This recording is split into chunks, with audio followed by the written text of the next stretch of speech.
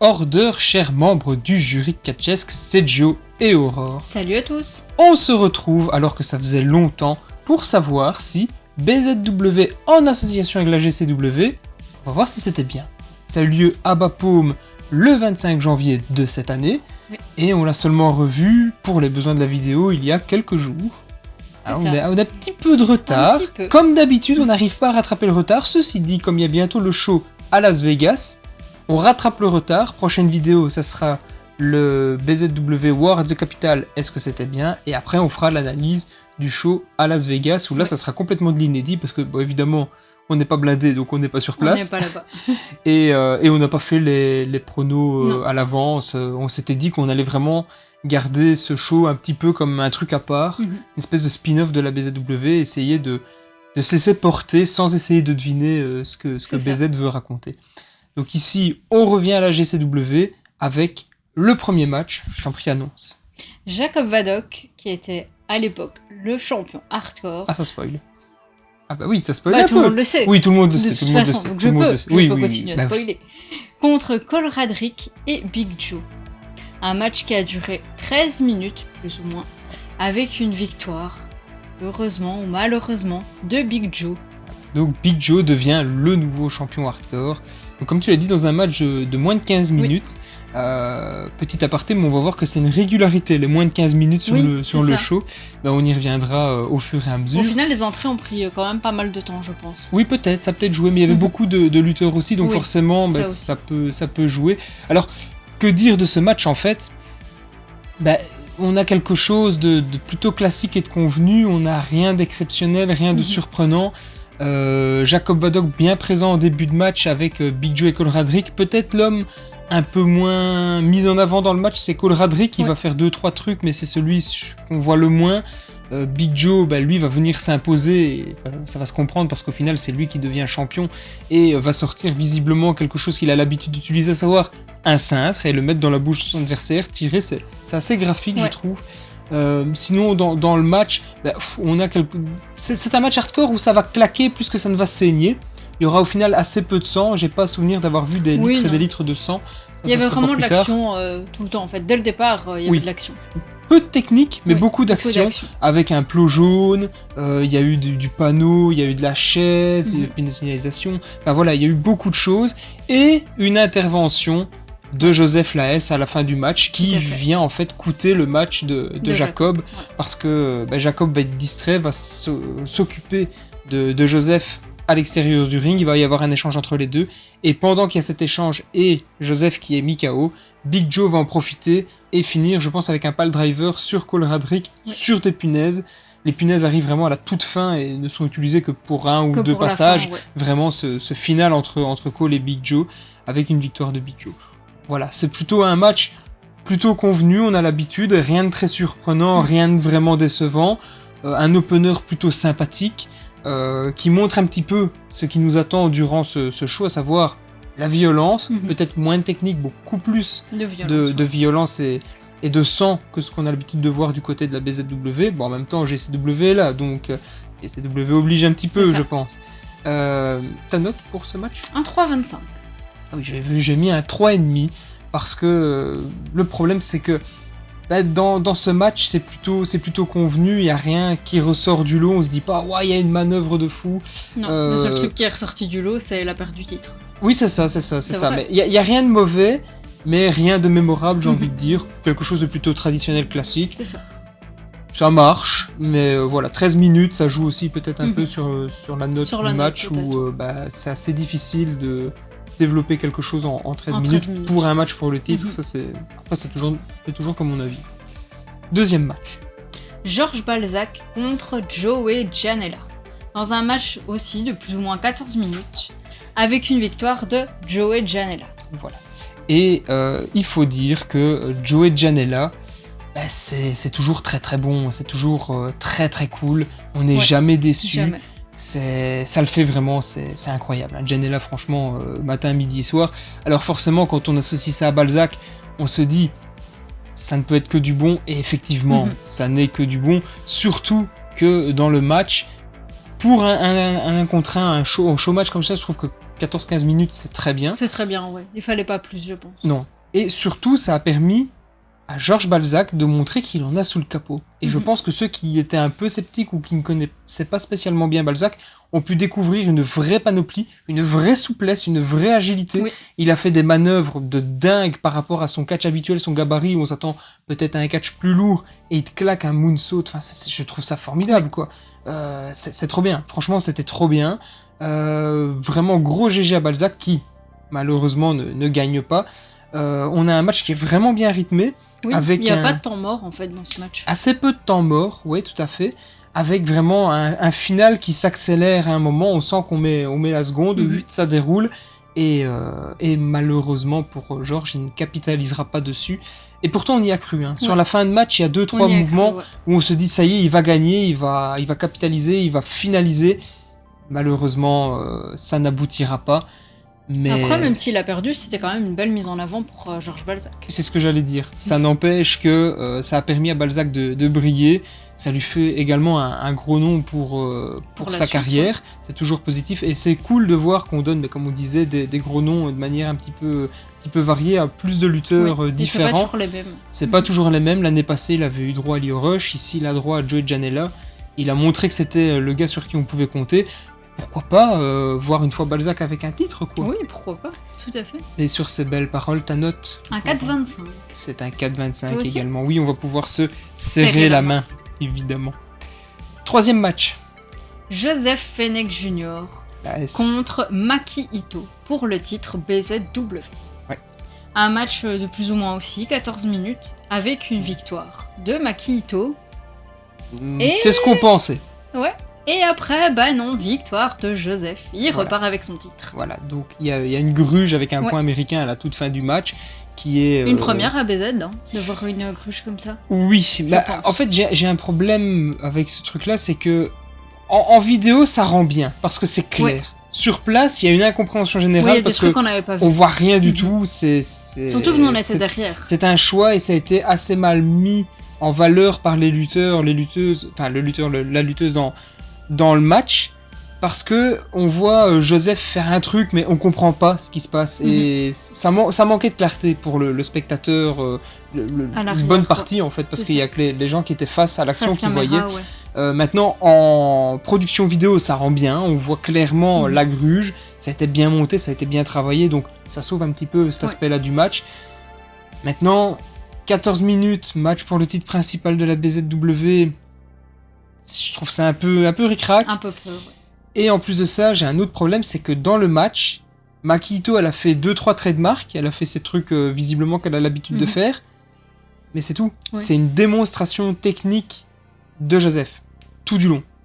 Alors c'est sublime, parce que si vous connaissez pas Joseph, vous voulez savoir de quoi il est capable.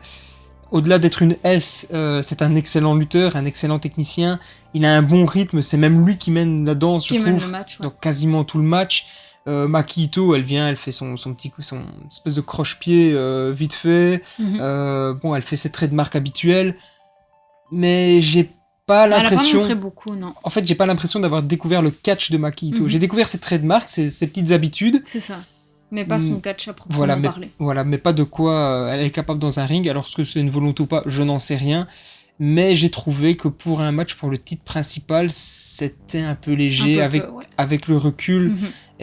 Pour avoir vraiment revisionné le match en tant que spectateur extérieur, je suis un peu mitigé sur ce style de match. De nouveau, on est vraiment sur quelque chose de propre, c'est carré, il n'y a pas de botch, c'est bien mené, il y a un bon rythme, mais c'est un match un peu à sens unique et oui, cette histoire de point américain qui vient donner un petit aspect scénarisé au match, peut-être un peu léger. Oui, heureusement qu'il y avait ça. Mais ça reste léger, c'est assez peu joué, c'est-à-dire qu'il n'y a pas eu, tu sais, tout le long du match, une tentative de prendre le point américain. C'est vraiment sur la toute fin. Où, et de voir le point américain à un moment donné dans le match aussi. Au début, on trouve un point américain, on le donne à, je pense que c'est Lucas qui réceptionne le point américain et qui part avec.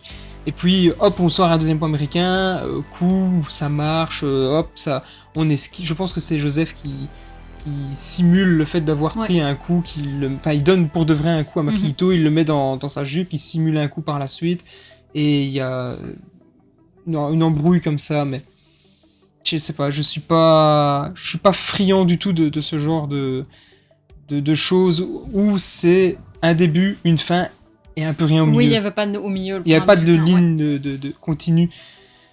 Donc ouais, un peu sceptique, comme on disait, le match à sens unique, qui est un peu dommage, je trouve. Ta note? Un 3,5. Un 3,5 Toi aussi. Oui.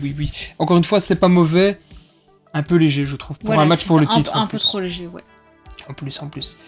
Bon, après, en parlant de légèreté, on va parler de 4 lutteurs exceptionnels qui font, effectivement, tout en légèreté, tout en finesse, tout en souplesse. Je te laisse les annoncer.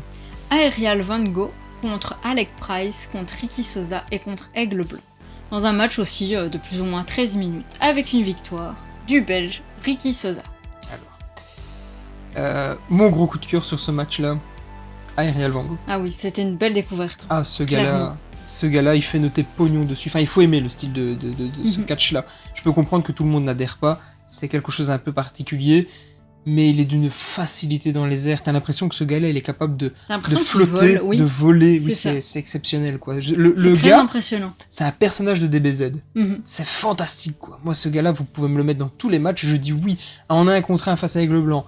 En match pour le titre face à Joseph. J'en sais rien. Un match de l'échelle, n'importe quoi. Mais j'ai l'impression qu'il peut tout faire avec une facilité déconcertante. Puis on a découvert également Alec Price, qui est très bon aussi, qui est vraiment, comme on dit, un jeune en devenir, avec un immense potentiel, des grandes facilités athlétiques aussi, vraiment incroyable, une très belle découverte.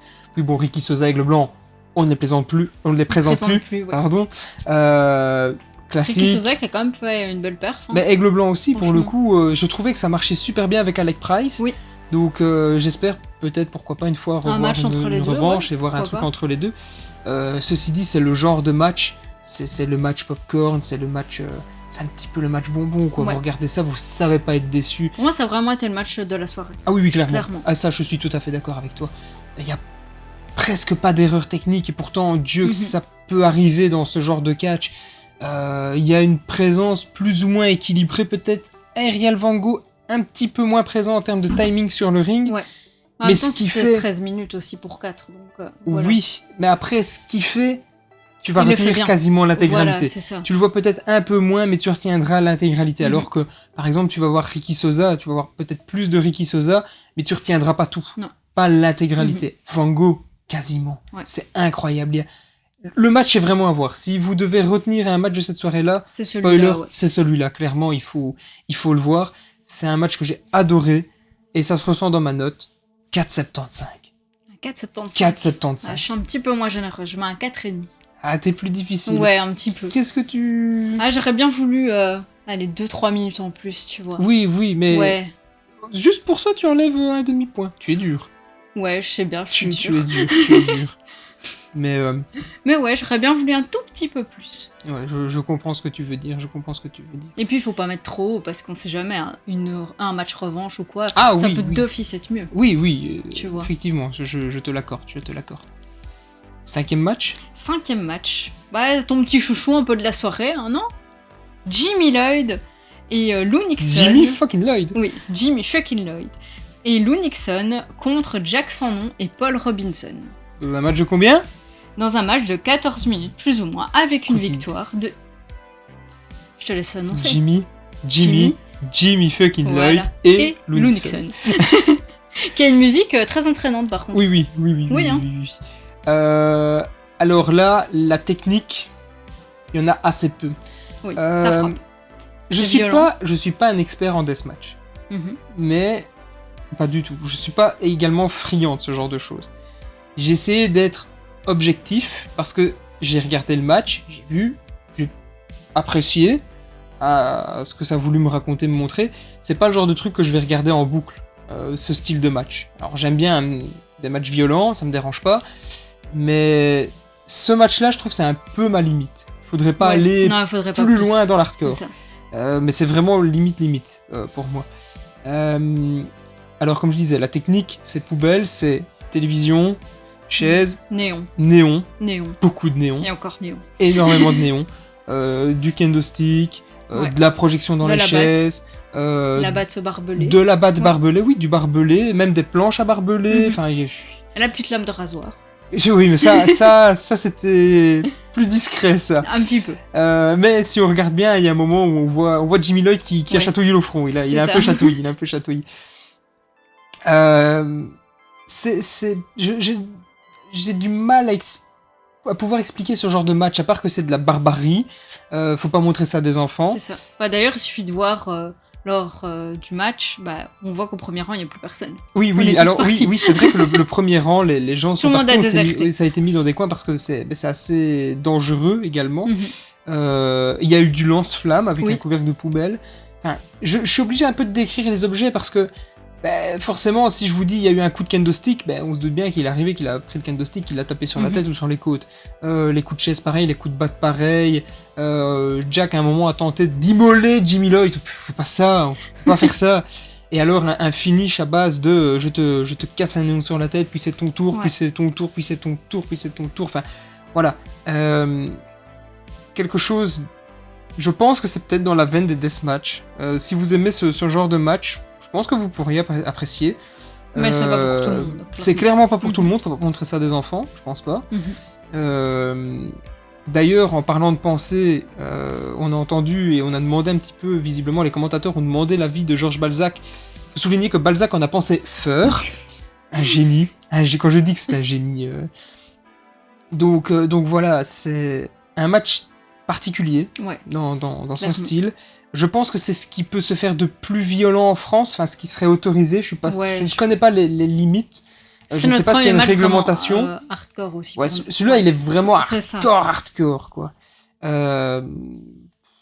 Moi, j'ai essayé de rester objectif en me disant, pour ce que ça veut raconter, pour ce que ça a fait dans un ring, c'était cool, je trouvais, c'était même bien. J'ai mis un 4,25. C'est très difficile à Oui, c'est très spécial. Moi, j'ai mis un 3,75. Parce que je suis pas trop fan de hardcore à ce point-là. Forcément. Voilà. Mais sinon, ça remplissait tout à fait. C'était le travail demandé. Il fallait de l'hardcore, on en a eu. Après, quand on note, c'est toujours un peu avec sa sensibilité personnelle et ses goûts personnels. On ne sait jamais être vraiment objectif. On essaye de l'être par rapport à ce que ça veut faire, ce que ça veut raconter. Après, c'est comme pour tout. Hein. Chacun a son avis. Aussi. Voilà, chacun ses goûts. Donc peut-être que vous, en commentaire, vous allez mettre l'inverse, vous allez dire « Bah non, écoute, ce match-là était nul à chier, c'est 1,5, c'est votre droit. » Puis d'autres qui ont adoré, ils ont dit « Oh non, ça c'était vachement trop cool, c'était hardcore et tout, c'est la GCW dans l'âme, trop bien, 5 étoiles. » Et vous avez tous raison, en fait. Il n'y a pas de bon ou de mauvaise cote, quoi. C'est votre avis. Du coup, dernier match, enchaînons. Avec le main event. Le main event de la soirée, Connor Miles contre Effy, champion GCW, dans un match de un peu plus longtemps, 18 minutes, et une victoire de Effy. Et donc toujours champion GCW. Un match qui démarre... Paradoxalement, ils ont plus de temps, mais il met du temps un peu à démarrer, je trouve, le match. Il se cherche un petit peu. Oui, il est long au démarrage. Il y a un Connor Miles qui va quand même démontrer toute sa technique, toute sa facilité à faire des prises de soumission et à énormément travailler les jambes d'Effy. Il aime bien travailler les jambes. Oui. À un moment, Effy, ça avait l'air de lui plaire aussi. Oui. Ceci dit, les jambes vont être vendues au début, mais pas tant sur la fin. C'est-à-dire que normalement, c'était quand même censé... Vu comment elles ont été tordues... Ouais, t'es censé avoir quand même... Ça fait pas du bien. Ouais, même juste... La prise en elle-même, elle n'est pas censée faire du bien. Oui. Et il y a tout un travail de jambes qui est fait, et au final, assez peu exploité, j'ai trouvé. On a un match, comme on disait, de 18 minutes, mais qui met un certain temps à démarrer. Et puis à un moment, il y a une deuxième qui est passée, et puis on passe de deuxième à quatrième, cinquième, ça va très vite. Il y a une légère augmentation du rythme pour arriver à quelque chose de beaucoup plus rythmé. Je pense qu'en termes de technique, Effy a pu démontrer ce qu'il savait faire. Il a eu quand même les capacités de pouvoir montrer plus que Maki par exemple, dans le match de Joseph. Première défense de titre d'Effy aussi, qui était aussi un peu sous le coup de l'émotion. Parce qu'il venait de gagner le titre. Oui, il l'avait gagné genre 2-3 jours avant, et il était aussi un peu sous le coup de l'émotion parce que une de ses grandes amies, Ali Ketch, était gravement blessée quelques jours avant. Donc voilà, il y a tout un aspect à prendre en compte, mais malgré tout, voilà, le match était propre, carré, avec un faux rythme un peu de début compliqué. Conor Miles s'en ressort, je trouve, grandi de ce match-là, bien plus que face à un Swagger, enfin Jack Hager par exemple, où voilà, Jack Hager c'était un peu frauduleux. Ici, on a un match qui vaut la peine de clôturer une telle soirée, je trouve, de mettre le titre GCW à l'honneur en main event, c'est cool aussi. On hésitait entre le titre BZ et le titre GC, c'est très cool d'avoir donné l'honneur au titre GCW. Je pense que les fans des filles pourront apprécier le match. Et ceux qui veulent découvrir Ify un peu comme nous, je pense que c'est une bonne chose parce qu'il est capable d'une certaine technique dans le ring et ici il en a démontré, surtout face à Conor Mills. Voilà, Mills c'est quand même un sacré technicien, il faut savoir suivre. Il y a une cadence à avoir aussi, il y a un petit jeu de jambes à avoir et les choses ont été bien faites dans ce match. Ta note ? Un 3,75. J'ai mis un 4. Un 4. Oui, je trouvais que c'était bien pour clôturer la soirée. Peut-être un faux rythme qui pêche en début de match, surtout pour un match de 18 minutes. Si tu mets un faux rythme comme ça, il faut un peu plus long. Oui, mais ou alors il faut il faut un match plus long avec un rythme qui monte vraiment crescendo. Ici, j'ai un peu l'impression qu'on est passé de deuxième vitesse à quatrième, cinquième vitesse. Tu vois, il y a un entre-deux un peu particulier. Donc, t'as l'impression qu'il y a un saut dans le temps. Tu vois, c'est assez spécial. Et le fait que la jambe n'ait peut-être pas été assez vendue. Ouais, ça aussi. Ça a peut-être joué aussi. Ce qu'il aurait fallu, c'est une espèce de récupération au niveau des jambes entre deux, tu vois, pour faire grimper le rythme. Il aurait fallu un match un petit peu plus loin à ce moment-là. Mais bon match, franchement, dans l'ensemble, on ne peut pas vraiment être déçu en voyant ce genre de match. Peut-être pas la meilleure prestation de Conor Mills, mais franchement, il a montré qu'il assurait et qu'il avait peut-être les épaules pour un prochain futur titre aussi. Il y a tellement de gens qui méritent sur le circuit, c'est dingue. Il va falloir faire plus de titres. Non. Après, trop de titres, c'est pas bon, je trouve. Non.